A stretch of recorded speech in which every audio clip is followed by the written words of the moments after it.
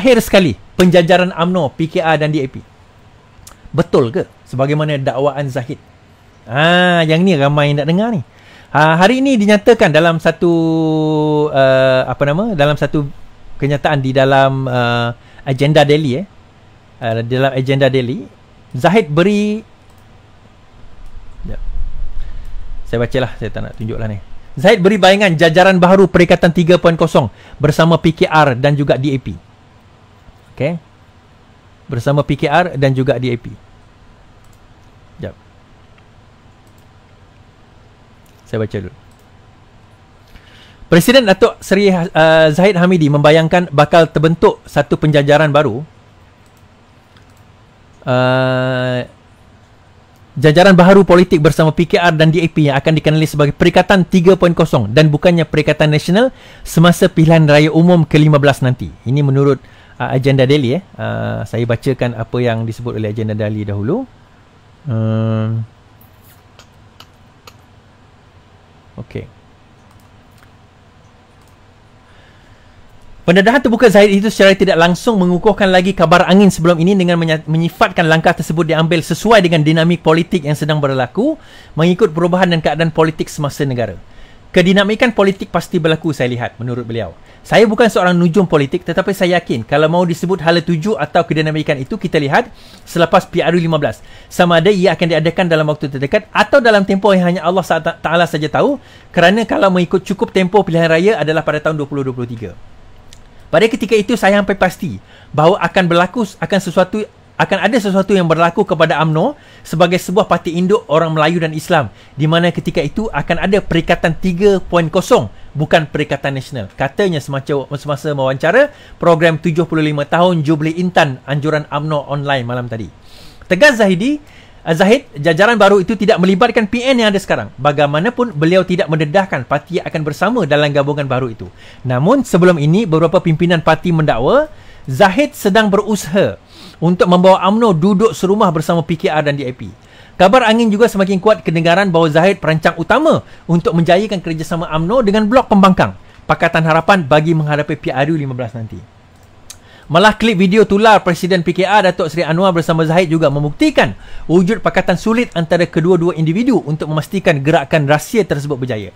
Dalam pada itu, DAP sudah memberi lampu hijau kepada UMNO untuk menjalin jajaran baru politik. Namun, perlu menerima calon Perdana Menteri daripada PH, iaitu Anwar sekiranya mahu bekerjasama. Ini kita namakan sebagai kemah besar. Ni yang Lim Guan Eng sebut.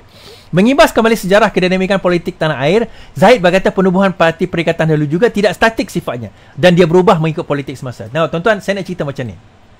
Pertama sekali, cerita ni tak habis lagi. Kenapa saya kata tak habis? Ini kisah yang dimainkan oleh media untuk menyatakan bahawa akan terdapat penjajaran baru di antara UMNO, PKR dan DAP. Terutama di antara UMNO dan PKR. And then dia buat conclusion. Sedangkan dalam wawancara tersebut, dia tak kata akan berlaku dengan siapa. Cuma diorang assume based on audio dan based on apa Lim Guan Eng kata. Satu benda yang kita kena jelas, saya dah sebut berkali dan saya sebut sekali lagi. Kalau sekiranya kita nak bergabung sekarang ini untuk menjatuhkan kerajaan PN yang ada sekarang, itu tak ada masalah dan semua tahu. Perancangan itu ada. Ada yang tadi tanya kepada saya, Anwar dah ada majoriti ke? Saya kata, Anwar memang ada majoriti. Parlimen tak buka ke? Dia persoalan majoriti atau tak majoriti itu bukan ditentukan oleh kita, tetapi ditentukan oleh Parlimen dan Yang di-Pertuan Agong. The fact yang Parlimen dia orang tak berani nak buka menunjukkan bahawa dia takut bahawa dia tak ada majoriti. Sekarang ini bukan Anwar kena tunjuk majoriti. Yang kena tunjuk majoriti adalah Muhyiddin Yassin. Soalannya Muhyiddin Yassin ada majoriti ke tidak? Itu persoalan dia. Kerana majoriti bila Larry Seng melompat, bila Stephen Chong melompat, bila Xavier melompat, tiga itu tak cukup untuk menunjukkan bahawa Muhyiddin Yassin ada majoriti. Kerana majoriti yang ada menyokong Muhyiddin Yassin datang daripada UMNO. UMNO ada 38 kerusi.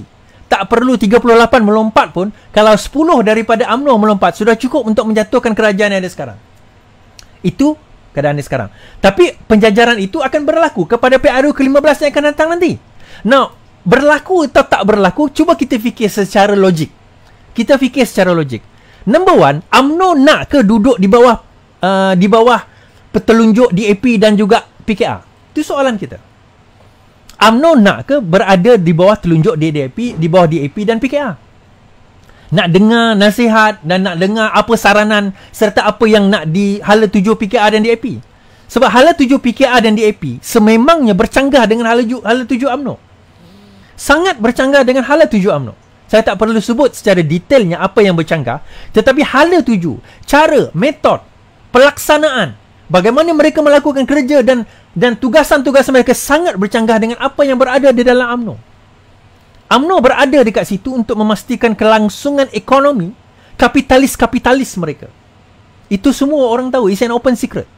So, bila mana PKR dengan DAP ni masuk, bersama bergabung dengan mereka, dan selepas itu nak menyatakan, oh kapitalis ni tak boleh dapat projek sewenang-wenangnya, ingat kapitalis ni nak berdiam diri ke?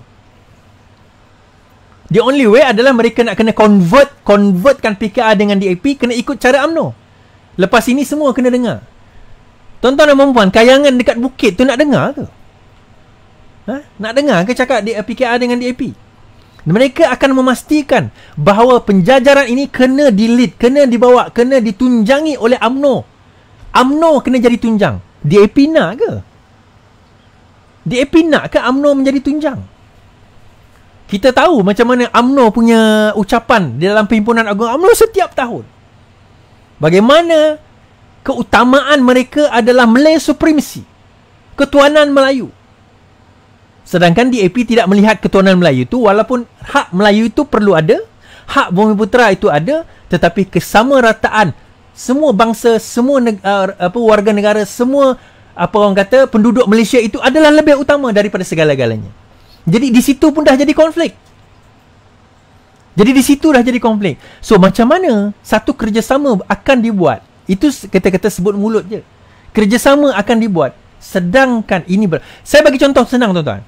Masa Pakatan Harapan, tahu tak bahawa Mahathir dan Bersatu tak senang dengan PKR DAP Amanah ni kerana kita sering nak bangkang apa yang Mahathir kata. Kenapa kita bangkang? Kita bukan bangkang sebab saja kita nak bangkang. Sebab apa yang dia bawa tu adalah mentaliti UMNO. Bila Nadia lantik Latifah Koya jadi KP SPRM, kita bangkang. Itu mentaliti UMNO. Itu mentaliti Mahathir. Dia akan letak orang dia. Dia pecat. Dia turunkan Mazli Malik. Dr. Mazli Malik. Dia lantik diri dia. Menyanggah apa yang disebut di dalam manifesto. Itu adalah mentaliti Mahathir UMNO. Itulah mentaliti UMNO. Mentaliti UMNO adalah there is no way, tidak mungkin UMNO berada di bawah telapak orang lain. Dia mesti leading. Equal pun tak boleh. Jadi macam mana penjajaran itu boleh berlaku kalau sedemikian rupa? Dan kalau pun berlaku, katakanlah PKR, DAP, UMNO ni bergabung. Saya kata penggabungan itu tak akan lama. Dan kita akan wal asal balik hasil, kita akan jadi macam mana yang berlaku pada tahun 2019, 2020 dahulu. Bukan 19, 2020. Kerajaan tumbang. Itu yang kita nak.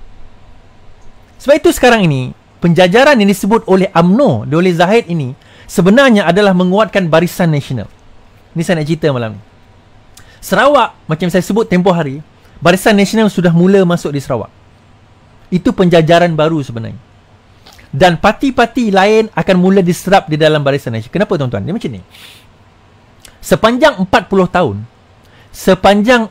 tahun, bendera yang bertanding di dalam pilihan raya bukan bendera UMNO, bukan bendera MCA, bukan bendera MIC, tetapi bendera Barisan Nasional. Tak mustahil selepas ini diambil satu parti yang lain, parti bukan Melayu, parti India, Cina dan sebagainya, parti bangsa-bangsa lain, masuk ke dalam Barisan Nasional, bertanding menggunakan Barisan Nasional. Sebab kalau kita tengok rekod MIC, MCA pun tak cemerlang pun. Tapi pada tahun 2013, BN masih boleh menang. Tak cemerlang pun, tetapi BN masih boleh menang. Menyebabkan kekalahan pada tahun 2014 disebabkan oleh kejatuhan UMNO. Jadi UMNO sebenarnya secara umumnya tak perlukan orang yang terlalu besar. Mereka hanya perlukan satu penggabungan, terutama di Sabah dan Sarawak, yang menyebelahi mereka. Isunya hari itu di Sarawak, di Sabah mereka menggunakan logo UMNO. Mereka tak menggunakan, saya tak pasti logo UMNO. Saya rasa dia guna logo UMNO, bukan logo Barisan Nasional. Perikatan Nasional yang guna logo Perikatan Nasional. Ya, mereka guna logo Perikatan Nasional, sorry. Dia tak guna logo Barisan Nasional. Itu pun dia orang menang. Nah, bayangkan kalau sekiranya Sabah, Sarawak, Semenanjung, dia orang gunakan logo Barisan Nasional. So, jangan, tuan-tuan ni nak bercerita, jangan kita terkesima dengan taktik ini. Ini taktik ni. Nak melonjakkan apa orang kata keseronakan ataupun kebencian kita dalam apa yang dinyatakan. Dia ni panggil apa nama? Red herring lah. Kan? Atau dia nak buat satu red herring, satu penipuan. Bukan penipuan Red herring lah. Saya apa red herring dalam bahasa Melayu? Satu decoy. Decoy masam putih juga. Dia supaya kita fokus dengan benda ni, tapi di belakang dia ada buat benda lain. Di belakang dia ada buat benda lain, perancangan lain. Sebab itu tuan-tuan, itu saya nak cerita pada malam ini insya-Allah. Kalau berlaku penjajaran, saya kata penjajaran itu takkan lama. Benda yang sama saya cakap dengan masa zaman Mahathir dahulu. Masa zaman Pakatan Harapan, Mahathir join kita. Saya kata takkan lama. Betul tak lama. Yang ni pun saya kata takkan lama. The only way kita boleh move forward adalah dengan kita sendiri bergerak. Kita sendiri merancang. Kita sendiri bekerjasama. Kita sendiri kena bina kekuatan kita.